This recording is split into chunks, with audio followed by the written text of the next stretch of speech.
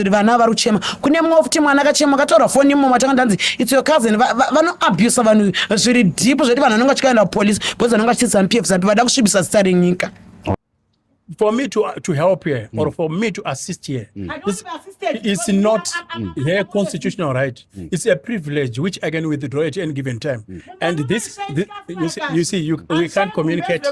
She's always interfering. I want to tell you one good story. Okay, Zitandian. My name is Munyaradzi, Mupazviripo. It's very funny. All right. The vice president, I love the third vice president, and I'm very patriotic.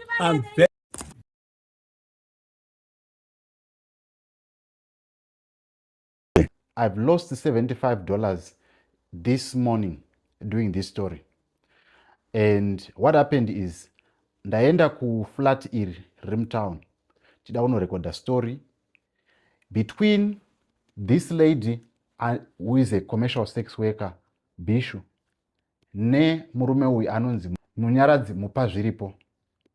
Right. Now, there's nothing much on this lady anonzi Prudence Tapumane, but there is much more on Munyaradzi Mupazviripo. I told myself that I want to move away from Munyaradzi politics because it's not really doing good to me. Now, surprisingly, Munyaradzi Mupazviripo, he has got a lot of cases, and Muna argued name drop.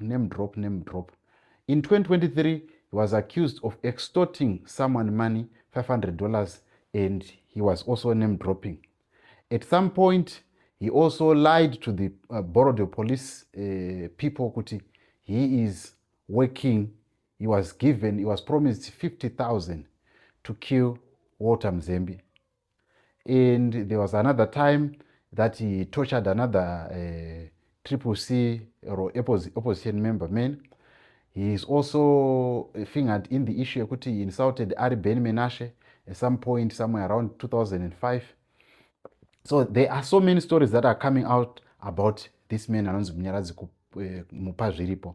But ndoda kunzobva kwamuri munofungei pamusoro pestory, because inini I don't know who is wrong and who is right. And unfortunately I couldn't finish the story because phone yangu yatsemuka and I had to find someone to give me that $65 kuti ndogadzisa LCD, because there was no way that I could continue recording with the phone. And I would imagine ndaenda necamera ingada yatsemuka because of that. But guys, it's a very, very, very painful story. But tell me what you think about this. Tererai munzwe kuti zviri kufamba sei. Makadi muri Zimbabwe, tiri kusangana zvakare pano pachirongwa pa JCTV Africa nepa Sly Media TV. Muneni wenyu Jethro mwana wekwamutero. Tiri kuno muno muHarare, tadzoka muHarare tambobva kuVenice.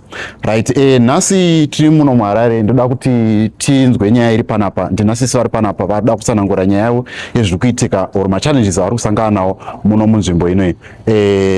Saiti vachingamidze muchirongwa. Makadi zvenyu tete?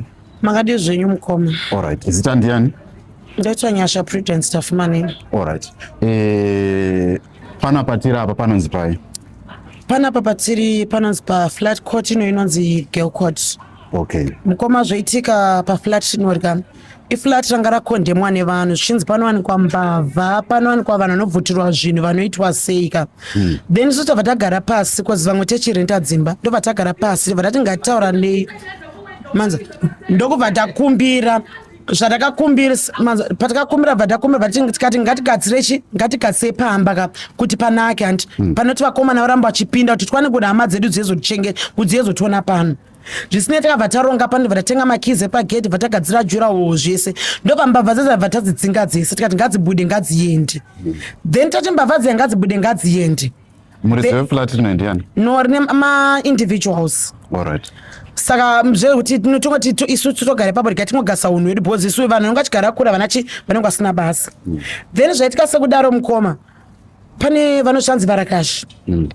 Ndiani ndiye anoshanzi Murakashi? Vanozvitanzi Murakashi ndiwe ZANU-PF chichihandudzo zvokuita nevanhu. Vakauya ndobva vasvika mutemo taisa pane makizi pagedhi first day.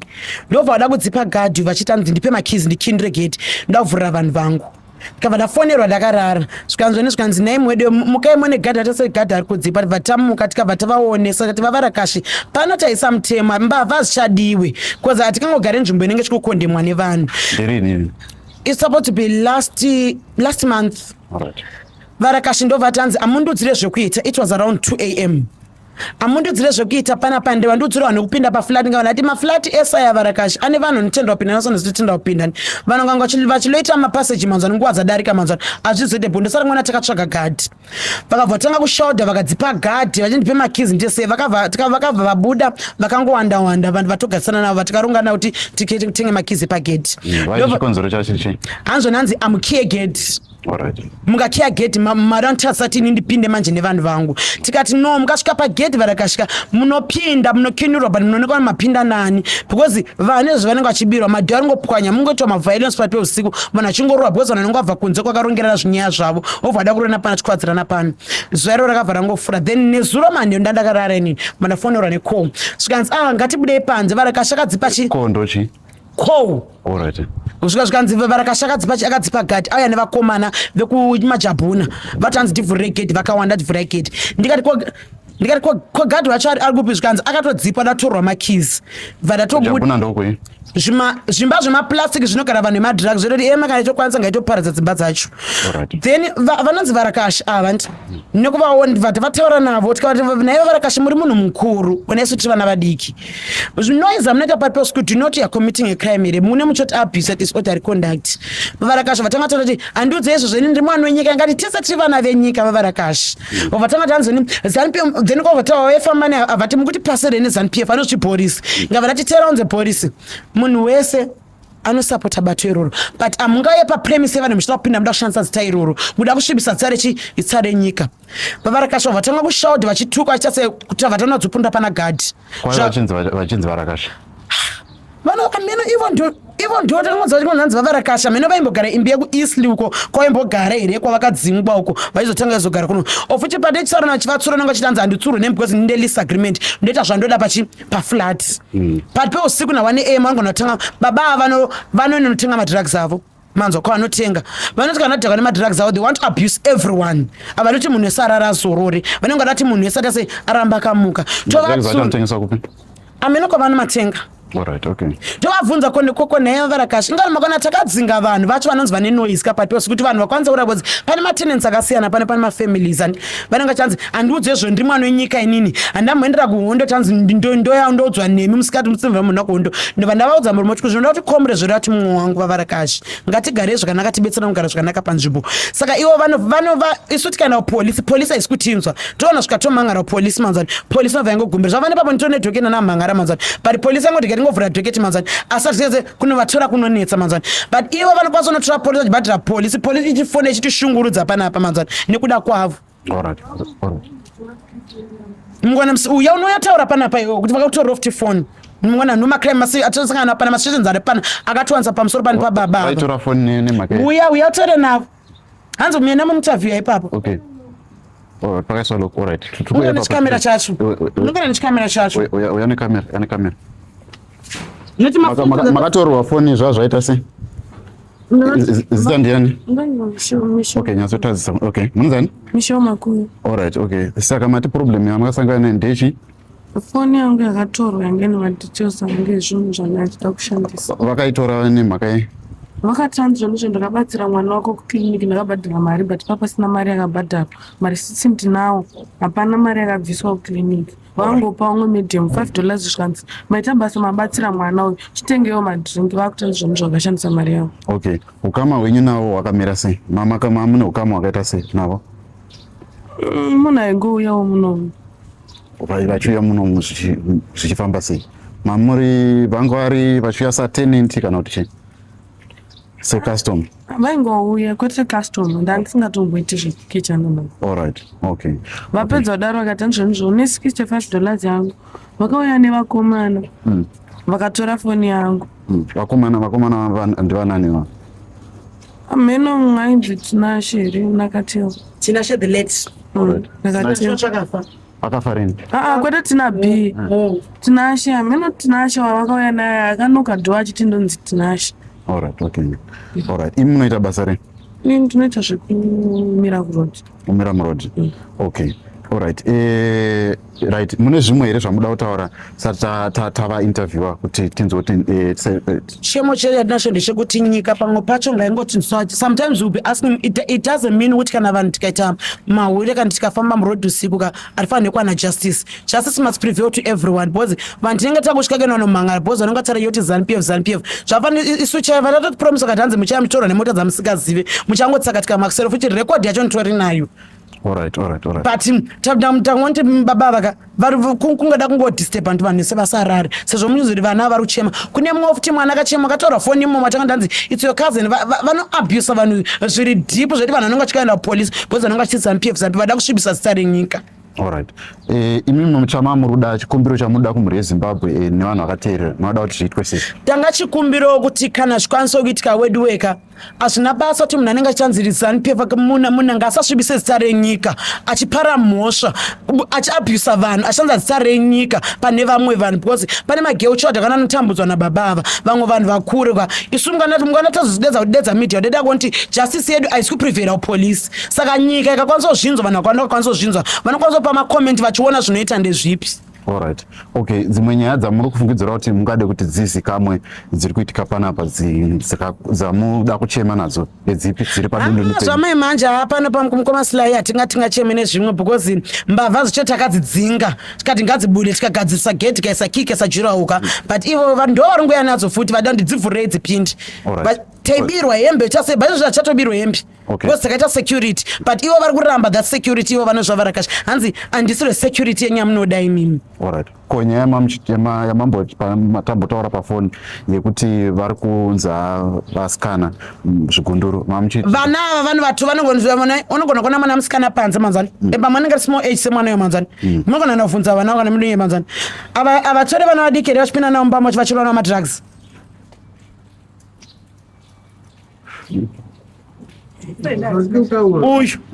Uyu simira usiya netime ari pano taura chokwadi hazviitike here izvozvo sasvike kutaura taurai ndomukana wacho ndokuti tibetsereke.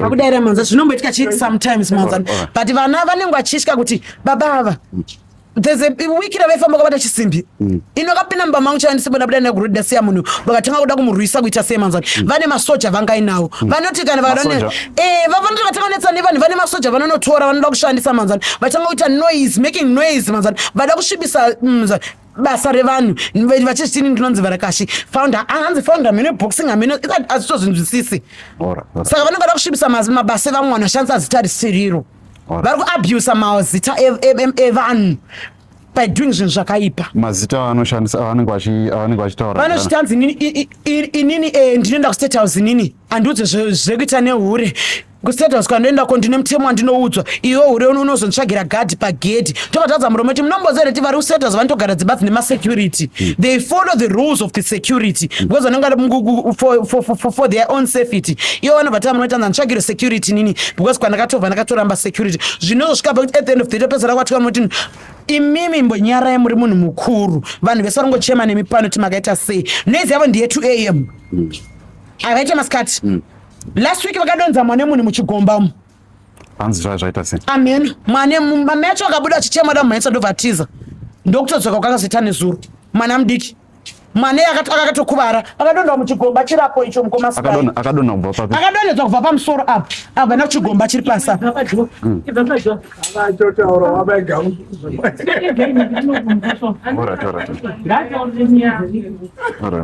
Alright.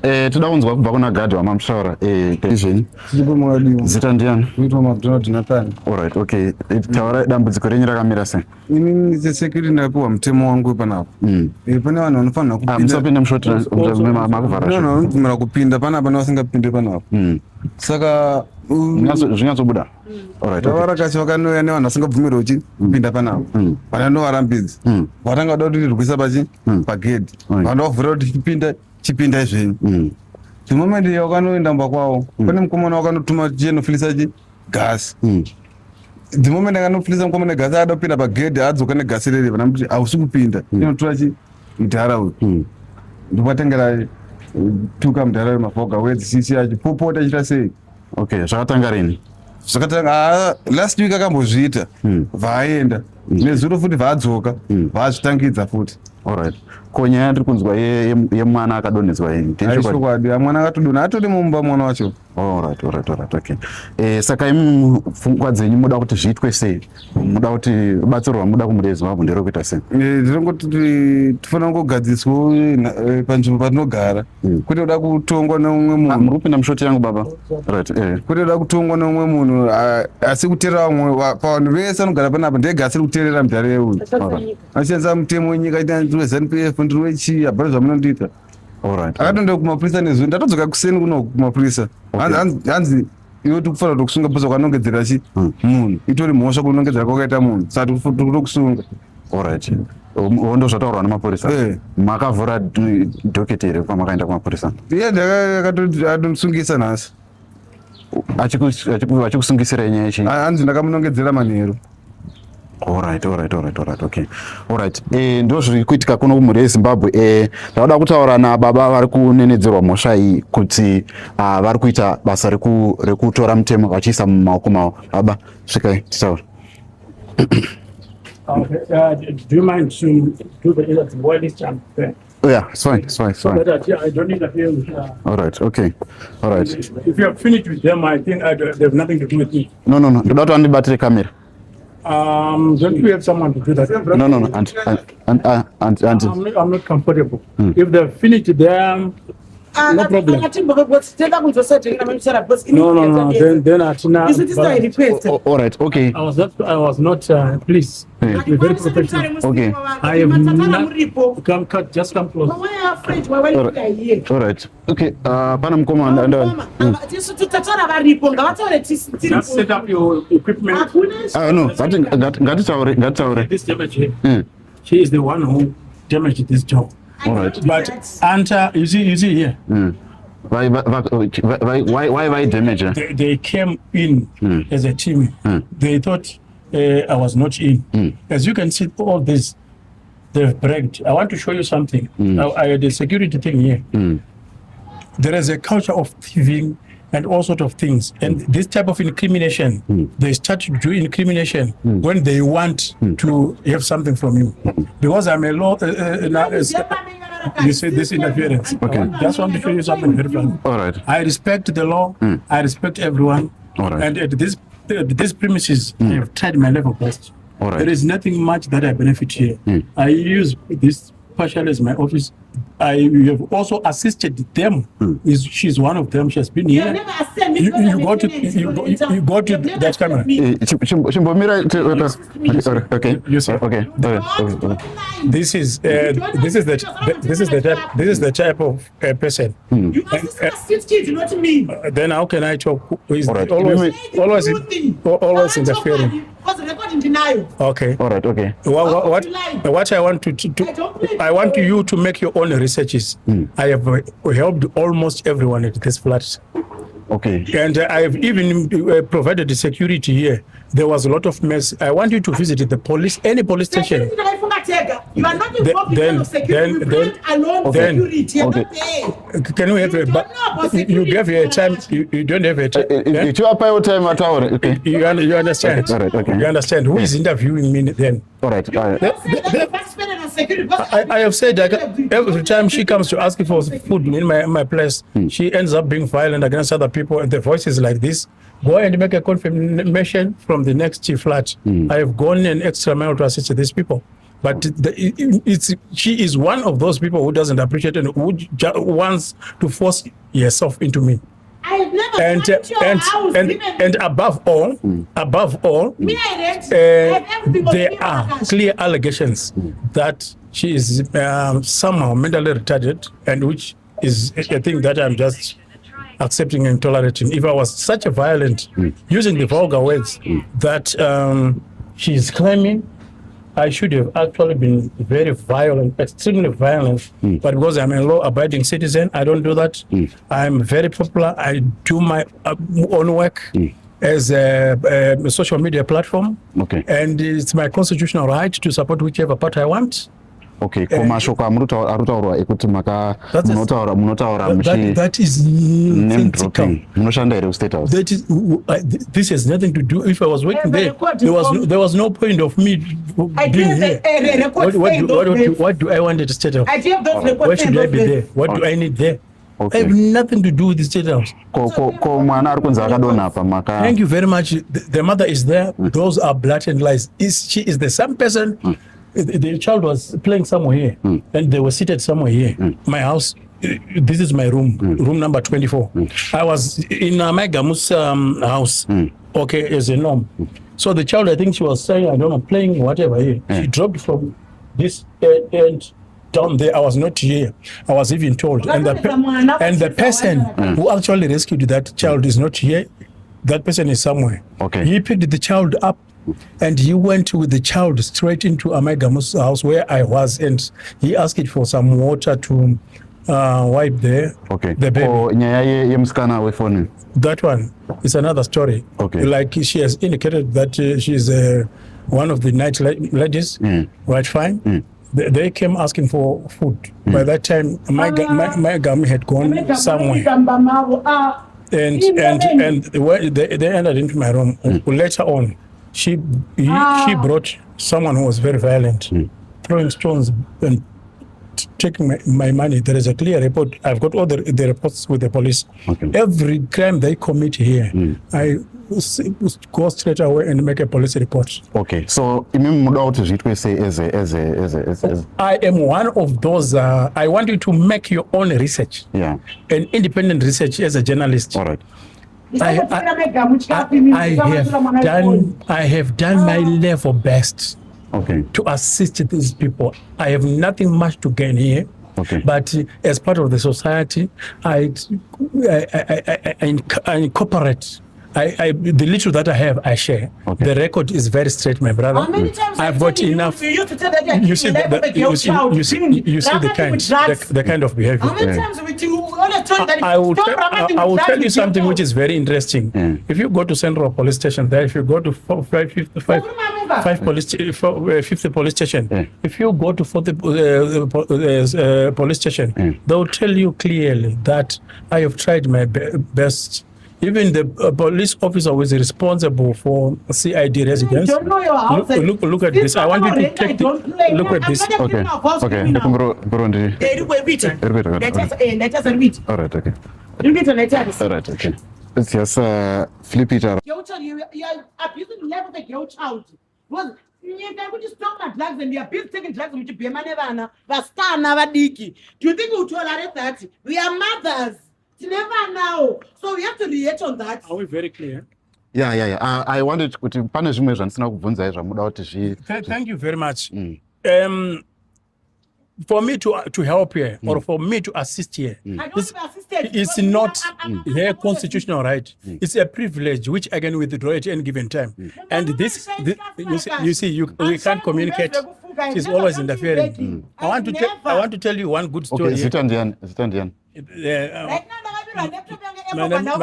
my name is Munyaradzi, Mupazviripo. It's very funny. All right. Okay. I have right now. The other people, they came and say this one is psychiatrically ill. You go to prison, they can tell you exactly what we are telling you. She's mentally ill. I don't know whether there are records, but the way she shouts, go to the next door neighbors. That doesn't matter. We are asking for rescue. You're asking it's evidence. It's evidence enough. And the reason why she's putting on this Zambia is a coverage, which I think she's doing this just to abuse my beloved president. I've got all the respect for my president, and on social media, I am very popular. I love my president, Corporate Mnangagwa. I love the vice president. I love the third vice president, and I'm very patriotic. I'm very